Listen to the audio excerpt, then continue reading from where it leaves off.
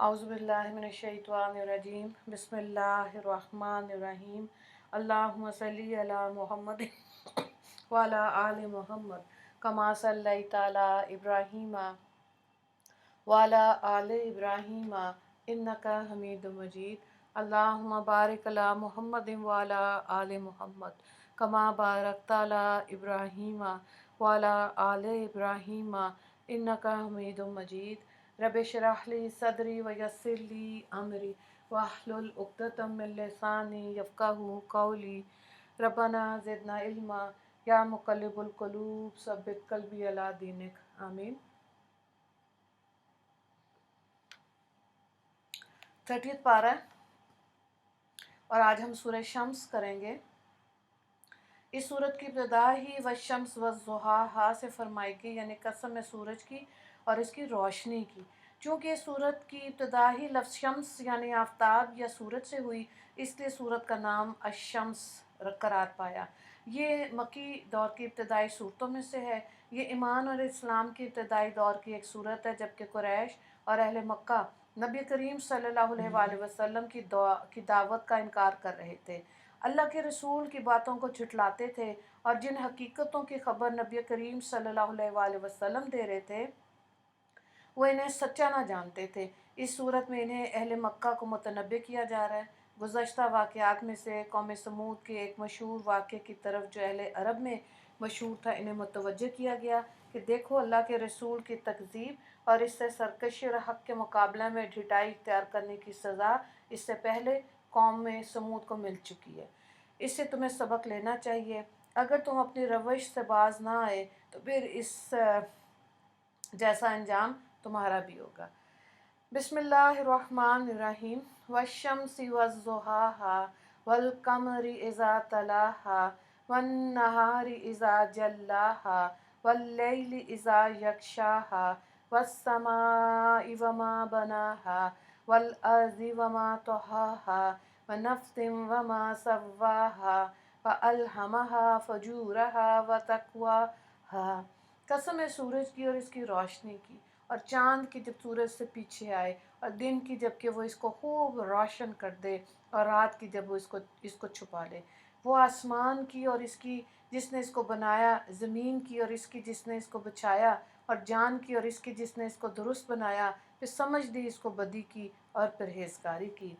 तो यहाँ पे कस्में खाई गई हैं सूरज की और इसकी रोशनी की, फिर चाँद के तलू होने की, रोशन दिन की, तारीक रात की, आसमान और इसके बनाने वाले की, ज़मीन और इसको बचाने वाले की, इंसान और इसके खालिक की।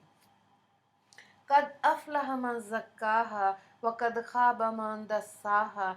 यकीनन वो मुराद को पहुँचा जिसने इस जान को पाक कर लिया, और नामुराद रहा जिसने इसको डुबा दिया। तो देखिए, नफ्स का संवरना और पाक करना ये है कि क़ुव्वत शहवत, क़ुव्वत ग़ज़ब जो इंसान में रखी गई है, इनको अक़ल के ताबे करना और अक़ल को शरीयत इलाही के ताबेदार बनाना, ताकि रूह कल्ब दोनों तजल्ली इलाही की रोशनी से मुनव्वर हो जाएं।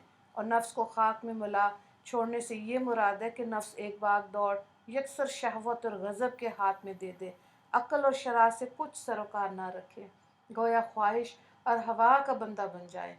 तो पहली सूरत में नफ्स को संवारने पर वादा और बिशारत है, फलाह और कामयाबी की, और दूसरी सूरत यानी नफ्स से गफलत बरतने और इसको ना संवारने पर इस्लाम के लिए इंसान के लिए नाकामी और नामुरादी है।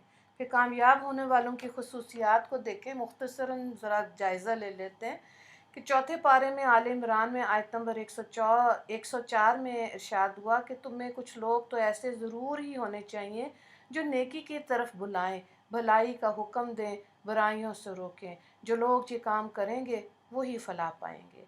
फिर इसी चौथे पारे सूरह आले इमरान आयत नंबर 130, ए ईमान वालो, ये बढ़ता और चढ़ता सूद खाना छोड़ दो और अल्लाह से डरो, उम्मीद है कि फलाह पा जाओगे। सूरह आले इमरान आयत नंबर 200।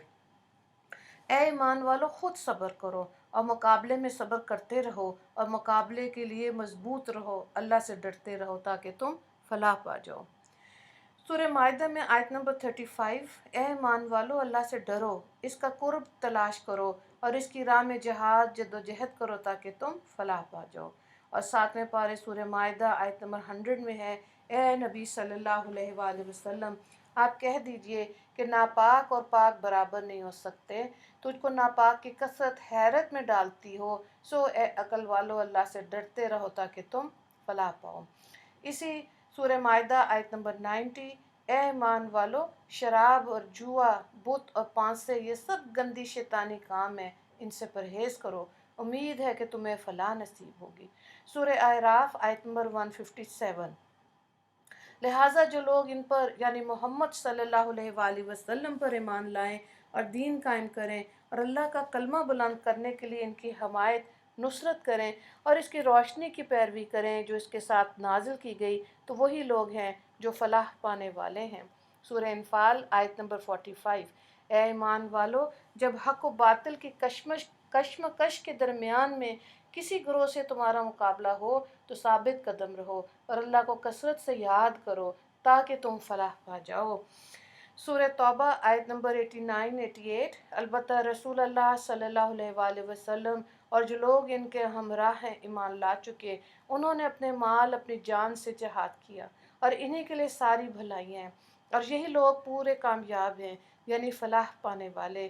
اللہ نے ان کے لیے ایسے باغ تیار کر رکھے ہیں جن کے نیچے نہریں بہہ رہی ہیں، ان میں وہ ہمیشہ رہیں گے اور یہی بڑی کامیابی ہے۔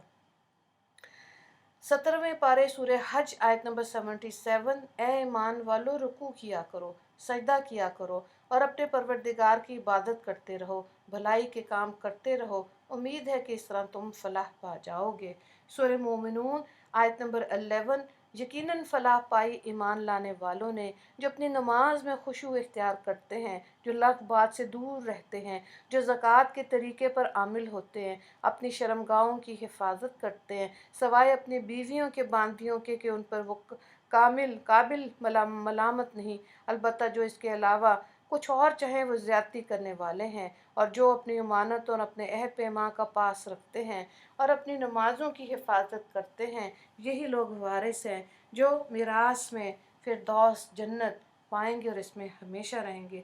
سورہ نور آیت نمبر 51-52، ایمان والوں کا کام تو یہ ہے کہ جب اللہ اور اس کا رسول اپنی طرف بلائے تاکہ رسول ان کے مقدمے کا فیصلہ کریں تو وہ کہیں کہ ہم نے سنا اور اطاعت کی، ایسے ہی لوگ فلاح پانے والے ہیں اور کامیاب وہی ہیں جو خدا اور رسول کی فرما برداری کرتے ہیں اور اللہ سے ڈریں اور اس کی نافرمانی سے بچیں۔ سورہ احزاب آیت نمبر 71، اے ایمان والو اللہ سے ڈرو اور راستے کی بات کہو، اللہ تمہارے اعمال قبول کرے گا اور تمہارے گناہ معاف کر دے گا، اور جس کسی نے اللہ اور اس کے رسول کی اطاعت کی تو وہ بڑی کامیابی کو پہنچ گیا۔ سورہ جمعہ آیت نمبر 10، پھر جب نماز پوری ہو چکے تو زمین پر چلو پھرو اور اللہ کی روزی تلاش کرو اور اللہ کو بکثرت یاد کرتے رہو تاکہ تم فلاح پاؤ۔ آیت نمبر 16 سورہ تغابن، سو اللہ سے ڈرتے رہو جہاں تک تم سے ہو سکے اور سنتے رہو اور اطاعت کرتے رہو اور اپنے حق پہ بھلائی کے لیے خرچ کرتے رہو، اور جو کوئی محفوظ رہا حرص نفسانی سے تو یہی لوگ فلاح پانے والے ہیں۔ کذبت ثمود بطغواہا آیت نمبر 11 سے لے کے 15 تک دیکھیں۔ اذ انبعث اشقاہا فقال لهم رسول اللہ ناقۃ اللہ وسقیاہا فکذبوہ فعقروہا فدمدم علیہم ربہم بذنبہم فسواہا ولا خوف عقباہا۔ قوم سمود اپنی شرارت کے سبب تکذیب کی، جبکہ اس قوم میں جو سب سے زیادہ بدبختہ تھا اٹھ کھڑا ہوا تو ان لوگوں سے اللہ کے پیغمبر نے فرمایا کہ اللہ کی اونٹنی سے اور اس کے پانی پینے سے خبردار رہنا، سو انہوں نے پیغمبر کو جھٹلایا، پھر اس اونٹنی کو مار ڈالا تو ان کے پروردگار نے ان کے گناہ کے سبب ان پر ہلاکت نازل فرمائی، پھر ان کو عام فرمایا اور اللہ تعالیٰ کو اس ہلاکت کے آخر میں کسی خرابی کا اندیشہ نہیں ہوا۔ یہ واقعہ آپ پہلے بھی سن چکے ہیں، یہاں سورت کا خلاصے کو دیکھیں۔ اس سورت کا اصل مقصد نیکیوں کی ترغیب اور گناہ سے بچاؤ ہے۔ اس سورت کی ابتدا میں تکوینی مخلوقات میں سے 7 ایسی چیزوں کی قسم کھائی ہے جو سب کی سب اللہ کی قدرت اور وحدانیت کے آثار ہیں، یعنی سورج، چاند، دن رات، آسمان، زمین اور نفس انسانی۔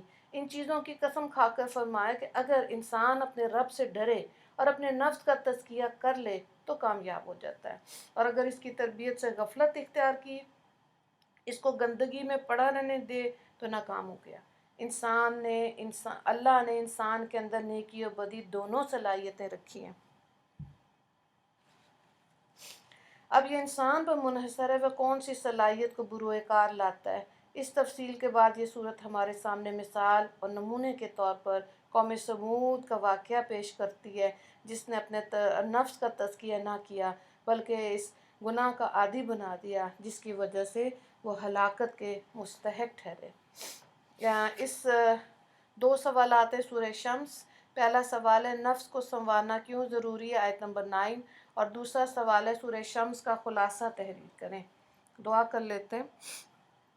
اللہ تعالیٰ اپنے کرم سے ہم کو دائمی اور سچی کامیابی کی راہ پر چلنا نصیب فرمائے اور ناکامی اور نامرادی کی راہ سے بچنا مقدر فرمائے۔ یا اللہ ہم کو عزم ہمت نصیب فرمائے کہ ہم دنیا میں اپنے نفس کا تزکیہ کر لیں اور ان صفات کو اپنا لیں جو آخرت کی کامیابی دلانے والی ہیں۔ یا اللہ اپنے کامیاب بندوں میں ہم کو بھی شامل فرما لیجئے، اور جس فلاح و کامیابی کی قرآن کریم نے نشاندہی فرمائی اسی کامیابی کو ہمارے لیے مقدر فرما لیجئے۔ یا اللہ نیکی کرنا ہمارے لیے آسان فرما دیجئے اور نیک لوگوں جیسے چہرے بنا دیجئے۔ اللہ برائی سے، برے وقت سے، بری صحبت سے ہماری حفاظت فرما لیجئے۔ آمین یا رب العالمین۔ وآخر دعوانا ان الحمد للہ رب العالمین۔ اللہم اغفر لی مسلمین والمسلمات والمؤمنین والمؤمنات۔ السلام علیکم ورحمۃ اللہ وبرکاتہ۔